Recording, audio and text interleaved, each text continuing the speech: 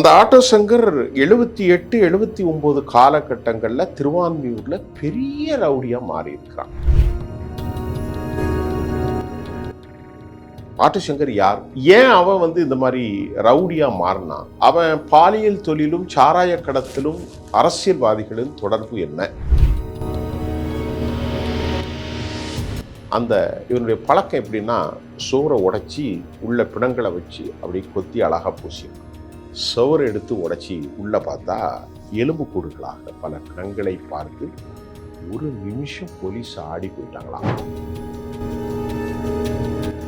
Tamil Nadu police துறை ரொம்ப கவனமா அனலைஸ் பண்ணி பார்த்தா இவனுக்கு ஒரு பழக்கம் இருக்கு, தவறான பெண்களோடு விபச்சார விடுதிகளுக்கு செல்வது. இப்ப இதெல்லாம் பார்த்து காவல்துறை ஆட்டோ சங்கரை பிடிப்பதற்கு அந்த கும்பலை தேடினா 11 பேர் ஆட்டோ சங்கரோடு பிடிச்சாச்சு. ஆட்டோ சங்கரை விசாரிச்சு அவனுடைய அந்த வளையத்துக்குள்ள உள்ள போய் பார்த்தா,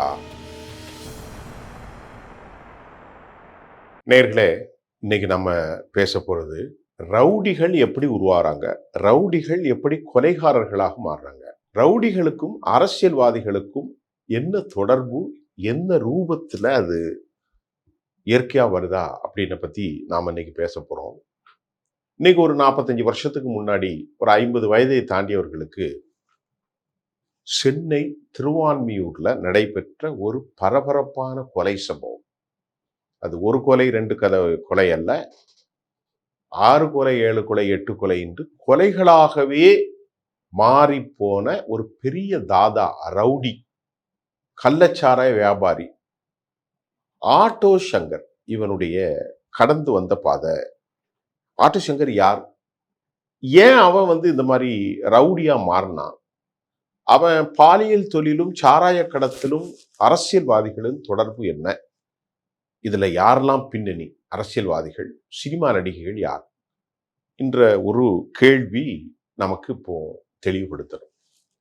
45 வருஷம் கழிந்தாலும் அன்றைக்கு தமிழ்நாட்டில் முக்கியமாக பேசப்படுகிற தமிழ் நாளிதழில் தொடர்ந்து அந்த பத்திரிகையில, தினத்தந்தி பத்திரிகையில தொடர்ந்து தலைப்பு செய்தியாக ஆட்டோ சங்கர் கைது, ஆட்டோ சங்கருக்கு பெண்கள் பாதிப்பதாகவும், ஆட்டோ சங்கருக்கு 3க்கு மேற்பட்ட மனைவி, ஆட்டோ சங்கர் நடிகைகள் சிக்குகிறார்களா, இப்படியே போட்டு போட்டு போட்டு எல்லா டீ கடையிலையும் உட்கார்ந்து காலையில பார்ப்பான். ஆட்டோ சங்கர் நிலைமை என்னாச்சு, மெட்ராஸ்ல என்னாச்சு, இப்படி தமிழ்நாடு முழுவதும் இந்த ஒரு செய்தியிலே பல வருஷத்துக்கு பெரிய சர்க்குலர்னு சொல்ற மாதிரி அவங்களுக்கு சர்க்குலேஷன் ரொம்ப அதிகமா இருந்தது தினத்தந்தி பத்திரிகைக்கு அன்றைக்கு.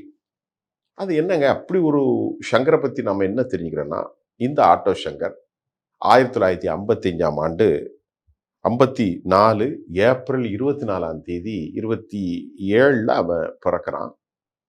அவனுடைய வாழ்க்கையினுடைய பின்னணி வறுமை, ஒரு அழுக்கடைந்த வாழ்க்கை.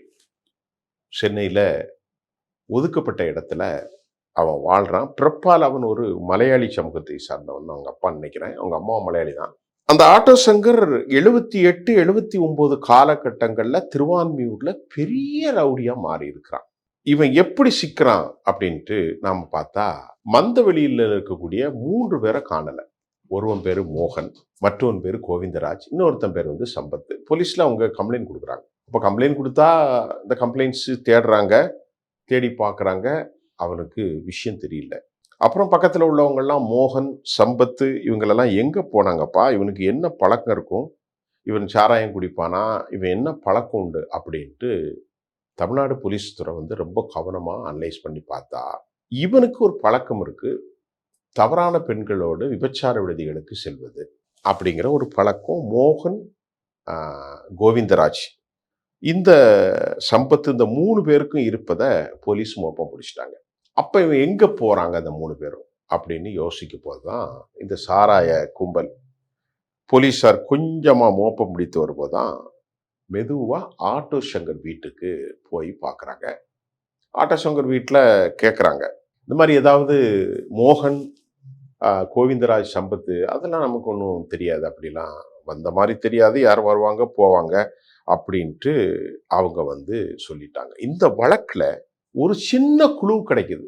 அதுல 3 பேரை பிடிக்கிறாங்க. ஒருவன் பேர் வந்து ஆட்டோ மணி, இன்னொருத்தன் பேர் வந்து பாபு, இன்னொருத்தன் வந்து ஜெயவேல். இந்த 3 பேரும் அந்த கொலைகாரன் ஆட்டோ சங்கருக்கு நெருக்கமானவன். அப்போ போலீஸ் என்ன செய்யுது, இதுல குடுக்குற மாதிரி ட்ரீட்மெண்ட்ட குடுத்து, இந்த பாபுங்கிறவன் வந்து அப்ரூவரா மாறிட்டான். என்ன சொல்றான், நீங்க சொன்ன இந்த மோகன், கோவிந்தராஜ், சம்பத் இந்த 3 பேரையும் நாங்க தான் கொலை செஞ்சோம். இந்த இடத்துல புதைச்சிருக்கோம் அப்படின்னு அப்ரூவரா ஆயிட்டான். போலீஸ் அவனுங்க நல்ல நைய புடைச்சி ட்ரீட்மெண்ட் ஃபர்ஸ்ட் கிளாஸ் கொடுத்த உடனே பாபு அப்ரூவர் ஆன உடனே 3 கொலை, சென்னையை உலுக்கிய கொலை அப்படின்ட்டு அன்றைக்கு பேப்பர்ல தலைப்பு. போலீஸாருக்கு அந்த தலைப்பு இவ்வளவு பெரிய ஆழமான பிரச்சனை ஆகுமான்னு நினைக்கல. இவன் வீட்டுக்கு போய் பார்க்குறாங்க ஆட்டோ சங்கர். அவன் பேர் ஆக்சுவலி ஆட்டோ சங்கர் அல்ல, அவன் வந்து கௌரி சங்கர் தான். ஆட்டோ சங்கரா ஏன் மாறினான்னா ஆட்டோ ஓட்ட ஆரம்பிச்சான். அந்த ஆட்டோவில் தான் ஆட்டோ மணி, நான் சொல்றது ஆட்டோ மணி ஃப்ரெண்ட் ஆகுனான். பாபு, ஜெயவேல் இந்த 3மே அவனுடைய குரூப் தான். அன்னைக்கு ரொம்பவே ஒரு 45 வருஷத்துக்கு முன்னாடி இந்த அளவுக்கு மெட்ராஸ் வளர்ச்சி கிடையாது. கடற்கரையோர சாலைகள்லாம் வந்து இதாக இருந்தது. பட் இந்த டைமில் தான் ஆட்டோ சங்கர் வந்து இப்படி பண்ணான். பாபு மணி ஆட்டோ மணி, ஆட்டோ மணி ஆட்டோ சங்கர், கௌரி சங்கர் ஆட்டோ சங்கரா மாறிட்டான். ஆட்டோ கௌரி சங்கர்னு வைக்காம ஆட்டோ சங்கர், ஆட்டோ மணி இப்படி மாறி, இதுல பாபு காட்டி கொடுத்து போலீஸார் உடனடியாக அந்த இடத்துக்கு போய் பார்க்குறாங்க. பார்த்து எங்கடா நீங்க புதைச்சிங்கன்னு கேட்கும்போது கீழே புதைச்சி காட்டினா அங்கேயும் தூக்கி பார்த்து கடைசியில் சுவர் எடுத்து உடைச்சி உள்ள பார்த்தா எலும்பு கூடுகளாக பல பிணங்களை பார்த்து ஒரு நிமிஷம் போலீஸ் ஆடி போயிட்டாங்களாம். இப்போ உடைச்சி பார்த்தா போலீஸ் ஆடினா அந்த இடத்துல இவன் இல்லை. யாரு ஆட்டோ சங்கருக்கு தெரியாம கடைசியில் இந்த விவரங்களை எல்லாம் யார் என்ன எங்க இருக்காங்கிறது அனலைஸ் பண்ணி போலீஸார் பார்த்தா ஆட்டோ சங்கரை தொட முடியாத இடத்துல இருக்கிறான். லோக்கல்ல உள்ள கவுன்சிலர், லோக்கல்ல உள்ள எம்எல்ஏக்கள், முன்னாள் அரசியல் தலைவர்கள், இந்நாள் அரசியல் தலைவர்கள் இப்படி எல்லாரோடையும் கள்ள தொடர்பு வச்சு அவன் வந்து ஒரு பெரிய ஜாம்பவானாக இருக்கிறான் என்ற செய்தி போலீஸுக்கு வந்துட்டு, போலீஸ் இந்த செய்தியை பார்த்துட்டு அப்படியே அசந்துட்டாங்க. யாருமே தொட முடியாது. அப்போ அவங்கள்ட்ட இருக்கிற ஆதாரம் இந்த எலும்புக்கூடு, ஆட்டோமணி, பாபு, ஜெயவேல் இந்த 3 பேரையும் வைத்துக்கிட்டு தான் அவங்க தொடங்குறாங்க. இதுக்கு இடையில எக்ஸ்ட்ரா ஒரு பிணங்கள் இருக்கு. எலும்புக்கூடு 1, 2, 3ன்னு பார்க்கும்போது இது யார் அப்படின்னு பார்த்தா, இவன் திருச்செந்தூர் பக்கத்தில் இருக்கக்கூடிய வட்டன் விளைன்னு ஒரு ஊர் இருக்கு. திருச்செந்தூருக்கும் வள்ளியூருக்கும் போற வழியில அந்த ஊரை சேர்ந்த சுடலை என்பவன், இவன் ஒரு இடைத்தரகர்.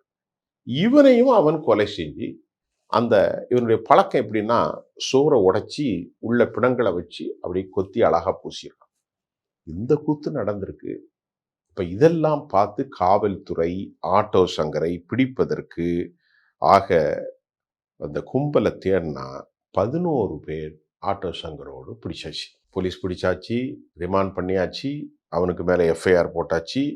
இப்போ ஆட்டோ சங்கரை விசாரிக்கணும்.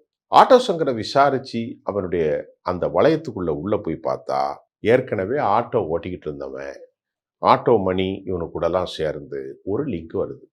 அந்த லிங்கின் மூலம் கடற்கரை ஓரமாக சாராய ஊழல்களை எடுத்துக்கொண்டு இங்கிருந்து புதைக்கப்பட்ட மணலிருந்து பானையோ டின்னோ பெரிய பேரல்களை எடுத்துக்கொண்டு திருவான்மியூர்ல இருந்து புறப்பட்டு, அதாவது மகாபலிபுரம் அந்த மாதிரி கோவளம் இந்த மாதிரியான ஏரியாக்களுக்கு அவர் கடத்துறான்.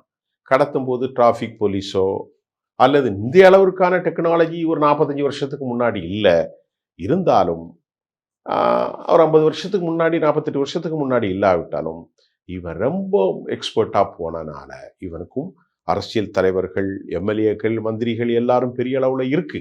அதை நான் 2வது சொல்ல முன்னாடி இவனை போலீஸ் வந்து கைது செய்யல. இவன் போறான், ஊழல் கொடுக்குறான். இப்படியே ஒரு கட்டத்தில் கௌரி சங்கர் என்ற ஆட்டோ சங்கர் என்ன பண்றான்னா, இந்த ஊழலை கொண்டு நாம கைமாத்துறதுக்கு ஒரு 500 ரூபா ஆகும் அப்படின்னா, அந்த காலகட்டத்தில் இவனுக்கு 200 ரூபா கொடுக்குற இடத்துல 500 ரூபா வருது ஆட்டோ சாராயத்தில். சவாரியில் ரெகுலரா ஊழலை கொண்டு கொடுக்கணும் ஆட்டோ அது இதை. ஆனா இப்போ அவனுக்கு என்ன பிரச்சனை, ஏன் நம்ம இதை செய்யக்கூடாது?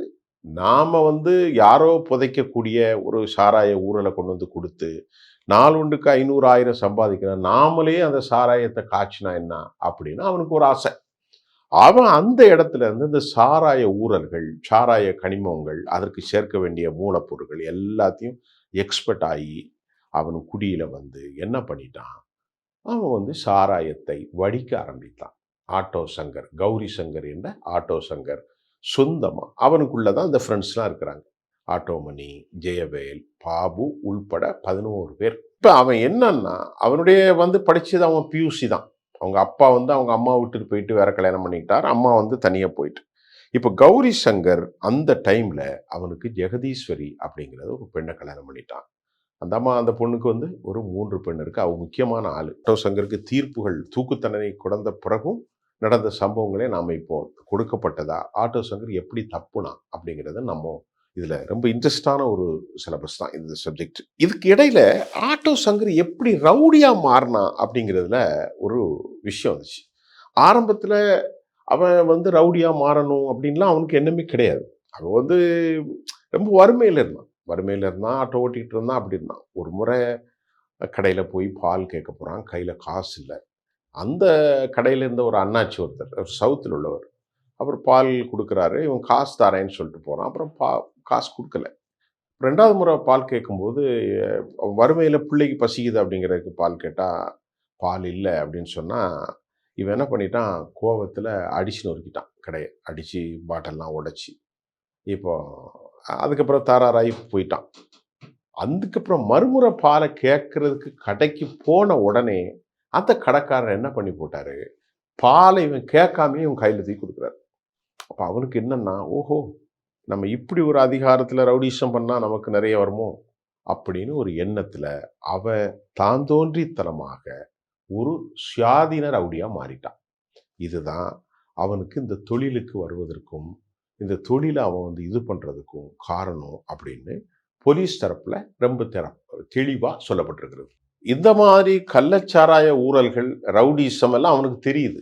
தெரிஞ்ச உடனே தான் நான் ஆரம்பத்த ஸ்டேஜில் தான் சொல்றேன், ஜெகதீஸ்வரிக்கு 3 குழந்தைகள். அந்த வறுமையில போய் பாலை வாங்கின பிறகுதான் அதிகாரம் பண்ணி அடிச்சால் நமக்கு கிடைக்கிற தெரிஞ்சுதான் ஆட்டோல இருந்து ஊழலை கடத்தி அவனுக்கு கொஞ்சம் கொஞ்சமா அரசியல்வாதிகள்கிட்ட ரொம்ப ஒரு பவரான பிறகுதான் போலீஸ் ஒரு எல்லைக்கு மேல அவனை நெருங்க முடியல. இந்த மாதிரி நிறைய விஷயங்களை, வரலாற்று விஷயங்களை உங்களுக்கு சொல்றோம். நன்றி.